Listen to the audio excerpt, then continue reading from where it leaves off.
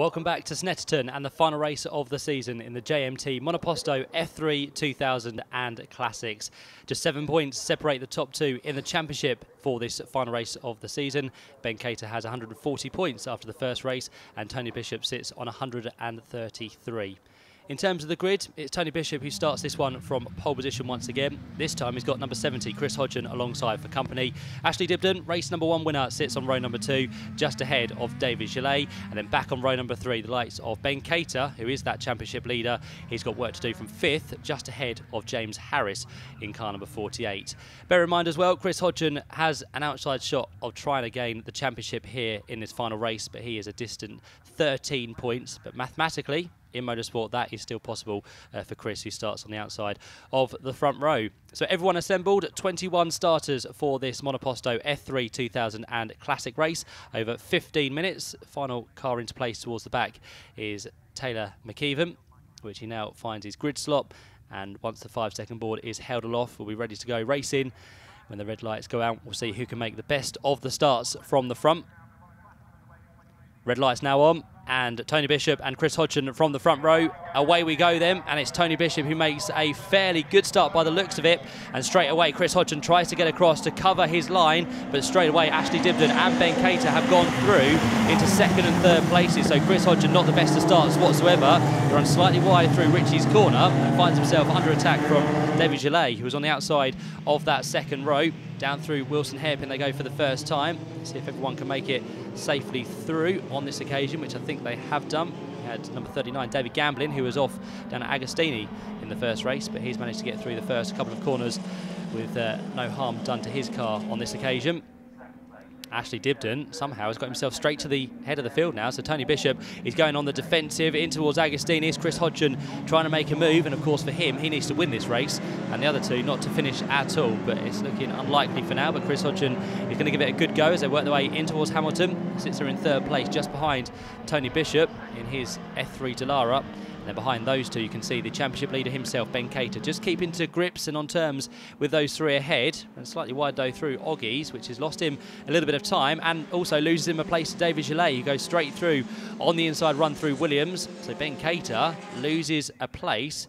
Does he lose any more on towards the back straight? In fact, he's got that one back now over David Gillet. So he lost it for a brief moment, but fought back well there and finds himself now in 4th position, but a long way back from 1st, 2nd and 3rd. And in turn, the guys in 2nd and 3rd place find themselves already, by the looks of it, 2 seconds or so adrift of the leader, which is Ashley Dibden, our race 1 winner, who didn't get the worst of the starts. He actually made great progress through the field as Chris Hodgen locks up briefly in towards Murray's and finds the bit of track he wants. He gets a little bit closer onto the back of Tony Bishop as they accelerate across the line for the first time of asking. And straight away you can see there Tony Bishop is trying to weave just to try and break that toe from Chris Hodgen, because he knows he's very quick. He knows he's going to try and make a move if the opportunity does arise as they work their way through Richie's corner. Chris Hodgen went very defensive there, where he doesn't really need to be going defensive as of yet. He runs wide then in towards the Wilson hairpin, and he's already lost ground to Tony Bishop at the start of this 2nd lap. So Tony Bishop now has a bit of clear track ahead of him and clear track behind him.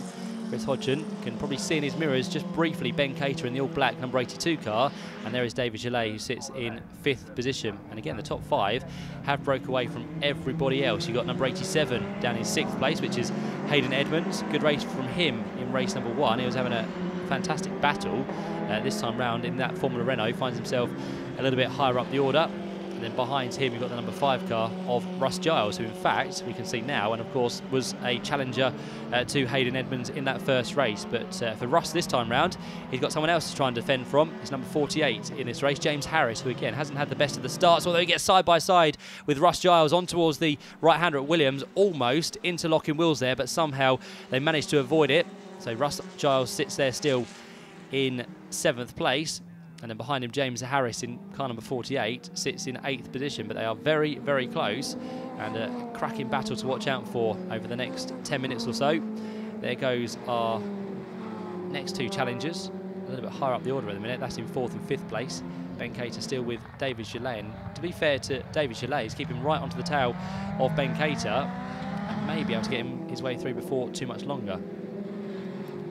There we can see 2 further runners a little bit further down the field. That is Mike Hatton in car number 36 by the looks of it, and he's being chased all the while by number 96, Taylor McKeevan. He started plumb last on the grid, but he's made up good ground over a few people around him. So Taylor McKeevan working his way through the pack as we look a little bit further up the field once more. And this is going to be a couple of our Formula Renault cars in the mix here, and a few others behind as well, trying to get a little bit leery with each other. That's Kevin Otway under pressure there from number 77, trying to go down the inside line there. Nigel Davies, who again has lost places off the starting grid and is starting to languish outside the top 10 now. So Nigel is there just ahead of Kevin Otway. Two stalwarts of Monoposto Racing, continuing to have the fights within this race as well. There is number 89, James Drew Williams.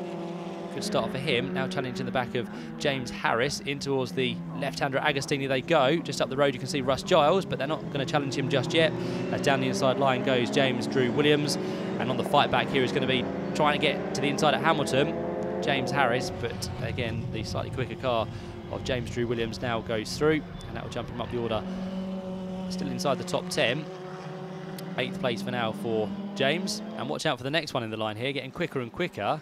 That is going to be the number 84 car. And that's going to be Jackie Liu again, back to her challenger from the first race. So Jackie Liu and James Harris reunited in race number 2. There is number 36, which looks like he's just had a slight mistake there. Mike Hatton kicking up the dust through Hamilton. But again, back on his way, and finds himself not quite last, just ahead of the final runner at the minute, which is number 74. That's Marcus Sheard. Here we can see two further cars having a good battle. That's Matt Jordan in car number 99, running with the Fern Racing livery. Of course, Jeff Fern, another man who races within Monoposto, not this class, but he is out there in the Mono class. But for now, Matt Jordan is all over the back of Terry Clark here. So these two working their way down towards Murray's for another occasion. And this is for 12th and 13th places at the minute as they work their way up towards the line, back towards the middle part of this race between number 84, Jackie Liu, not making too much inroads into James Harris for now, but James Harris has got another job to try and do in terms of catching up with that man there, which is still James Drew Williams.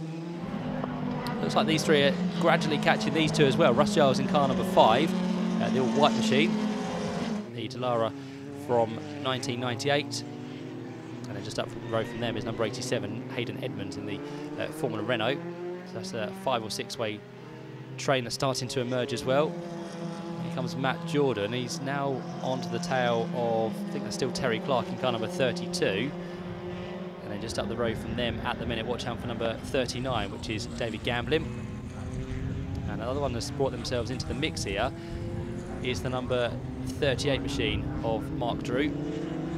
So 3 of these all as one. You can see the slippery surface flag being waved by the marshals, which just indicates it might be a bit tricky through Hamilton here, so the driver's just going to have to try and see where the grip is, but some fluid has been laid down onto the track for the drivers to contend with. Matt Jordan gets ever closer to the back now of Mark Drew as they turn their way through. The right-hander at Williams. These two cars are very similar indeed. Matt Jordan runs in the Van Diemen and Mark Drew in the Van Diemen Formula 4 machine as well, so those two similar. And that of Terry Clark just up the road is also a Van Diemen, that of the RF00. So all of the same chassis. We're working our way through Brundle and Nelson. Just wondering if it's getting a little bit wet on track as well. If there's a few spots of rain starting to fall, I think that's just where the line has been encroached over the last few races. Into retirement as well there, by the looks of it, is number 74, which is Marcus Sheard, who's running down the end of the top 20, but he's now off the track and take no further part in this race. Battle starting to emerge here though between Russ Giles and the ever quicker, by the looks of it, James Drew Williams, who has now clawed himself onto the back of Russ as they work their way through the Wilson hairpin.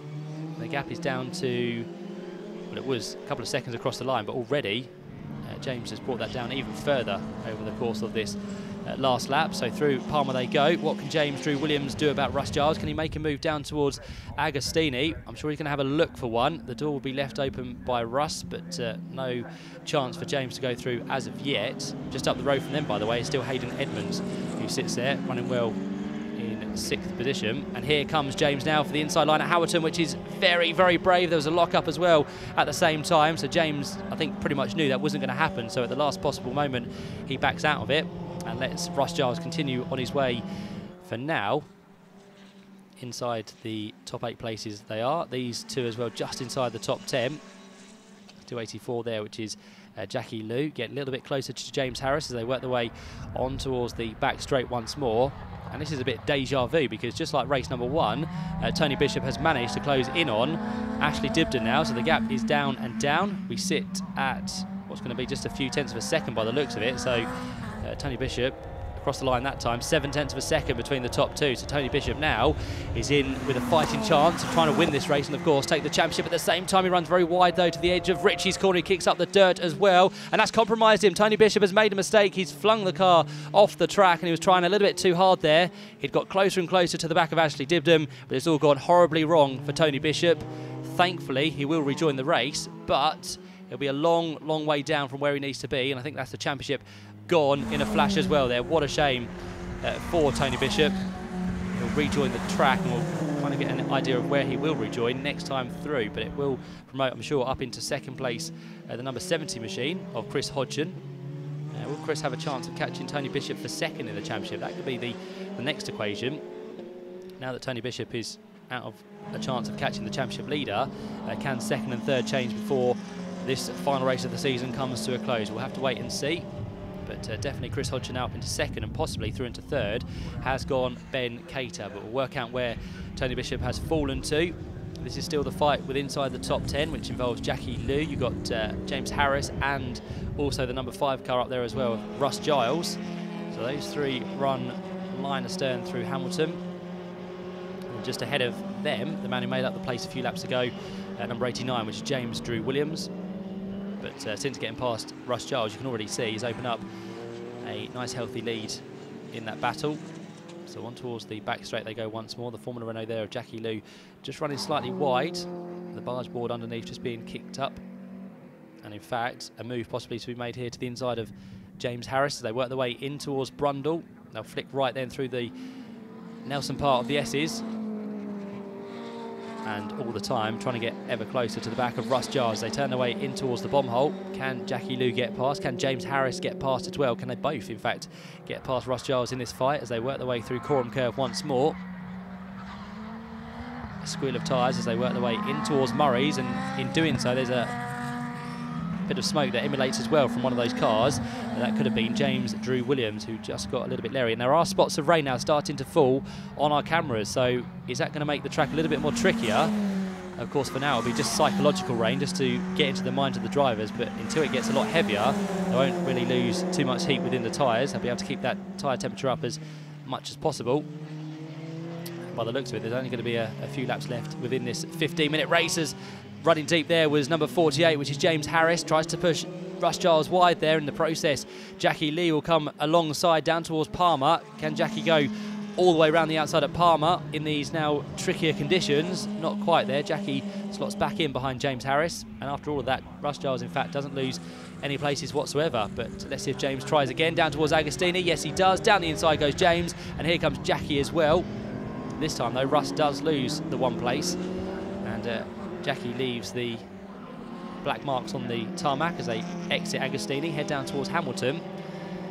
And let's see if Russ Giles now can fight back. He's close enough to do so. He locks up and he loses the back end. Oh, what a shame. Russ Giles was trying to make a move back on James Harris there. But again, just like Tony Bishop has made one slight mistake, and on the wet grass he goes. He gets a little bit more sideways and he loses further places to those behind now. So what a shame for Russ Giles. Was inside the top 10.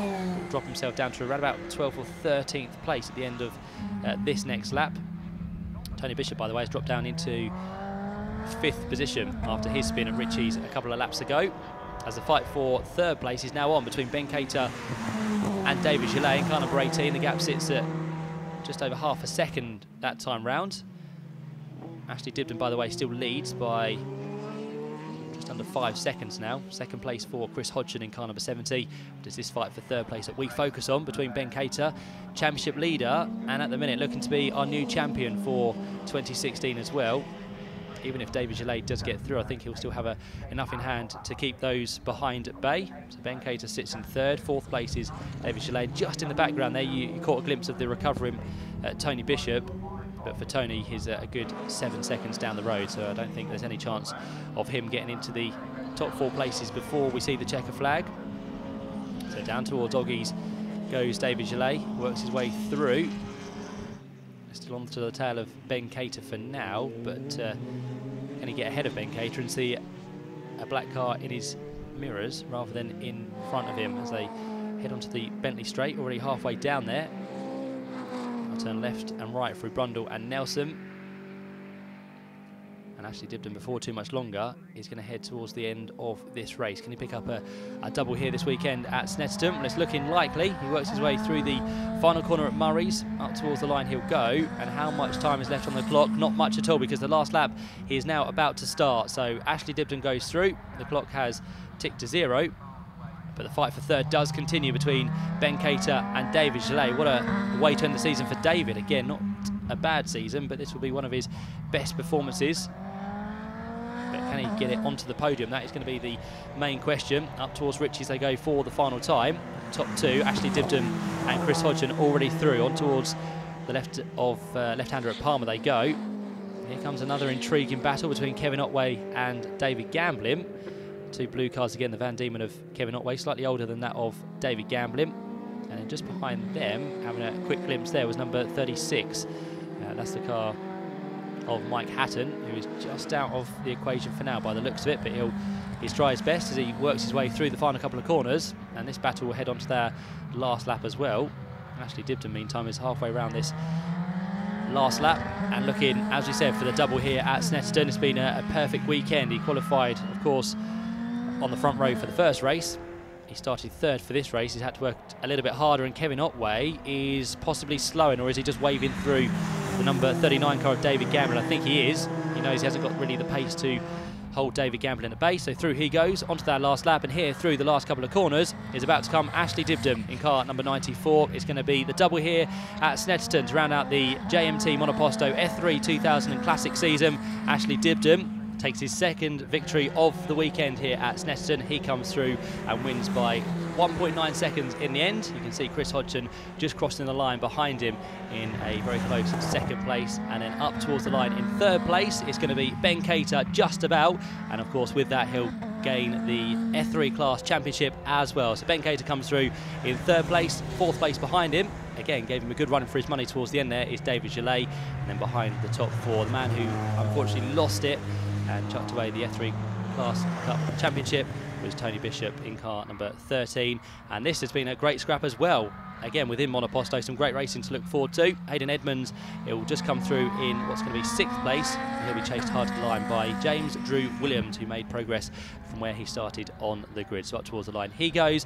And then to round out the rest of the runners behind them, we'll have in 8th position very shortly Jackie Liu. Mike Hatton will then finish in 9th position, and David Gamblin is the final man home inside the top 10. But well done to the winner of the race. Double here this weekend at Snetterton, Ashley Dibden, will make his way to the podium very, very shortly, joined by Chris Hodgson after a sterling drive, and that man there in third place, and of course the F3 class champion for this year, Ben Cater, who very quickly picks up the bottle of bubbly.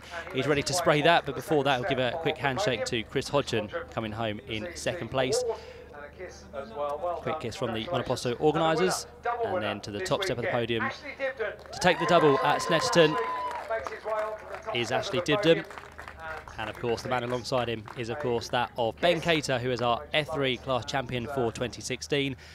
In terms of the 2000 class, it was Kevin Otway who wrapped that up before the weekend, and our classic champion for 2016 in Monoposto is Robin Dorr. That ends another great season within the JMT Monoposto F3 2000 and Classics. We look forward to much of the same next year.